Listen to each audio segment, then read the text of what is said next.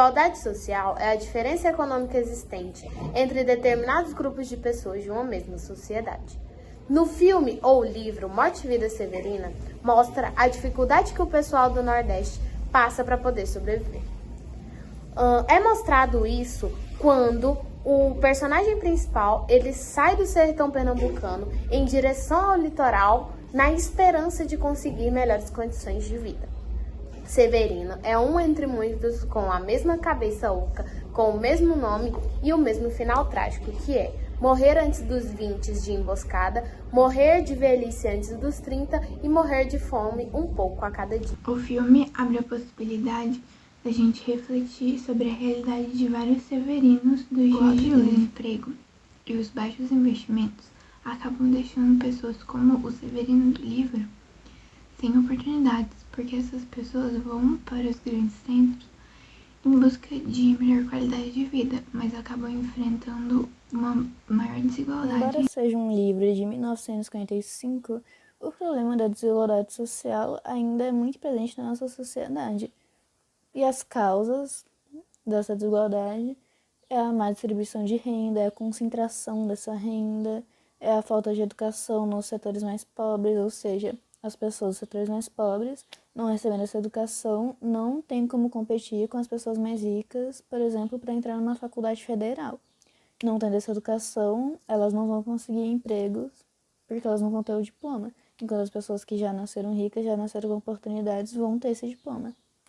Enfim, um exemplo, não um exemplo, mas meio que um paralelo com como funciona essa concentração de renda entre as pessoas ricas, porque as pessoas ricas, elas não querem sair desse posto e elas colaboram entre si para que as pessoas pobres não ganhem esse espaço. Então, os ricos vão sempre favorecer os ricos. Um paralelo de como isso acontece é, por exemplo, as famílias reais, que antigamente, hoje em dia não ocorre mais tanto isso, ainda é um pouco forte, mas antigamente família real só casava com família real, inclusive da mesma família, ou seja, o famoso incesto, para não ter sangue de plebeus na família real, para ficar para sempre o famoso, sangue azul. E se você reparar, é um paralelo interessante que você pode fazer com isso que a classe rica faz. Existe também o nepotismo, que um exemplo disso é em empresas em que o chefe, o dono da empresa, vai botar os próprios filhos como gerentes ou em cargos de bastante poder, ou até mesmo para herdar essa empresa, sendo que muitas vezes o filho nem sabe como administrar uma empresa, não é um bom gerente, enquanto os outros funcionários que são muito mais preparados ficam lá assistindo isso e sem ganhar o reconhecimento. Outro exemplo também de nepotismo é na indústria de entretenimento, em que muitas vezes atores só conseguem papéis porque eles têm um sobrenome específico, porque os pais são famosos. O pai já era um ator famoso, o pai já era um diretor famoso. Inclusive, tem filmes que você consegue ver que o ator não é bom, aí você vai lá ver na Wikipédia, o pai é super famoso. Tem muitos atores bons que são filhos de atores famosos realmente, mas tanto nesse caso das empresas, tanto nesse caso das empresas, tanto quanto no caso do entretenimento, não é cabível você só dar chance para quem já é rico, para quem já é filho de alguém, só por ser filho de alguém.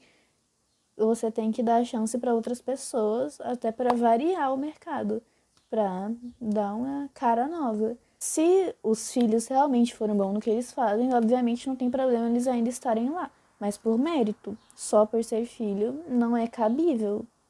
Também ocorre na política, os pais apoiarem os filhos, terem contatos, para os filhos poderem também entrar no cargo da política, e aí a família fica lá, vivendo a vida às custas do dinheiro público, enquanto a população, que votou neles esperando alguma coisa mudar, fica lá à deriva. Não recebe educação, não recebe um salário mínimo maior. Os políticos também, por exemplo, ao invés de investirem na educação ou em coisas para melhorar a vida da população, a vida financeira da população, eles aumentam os próprios salários quando isso é possível. Eles votam em leis que favorecem a si mesmos, além de criarem auxílios para si que não são necessários.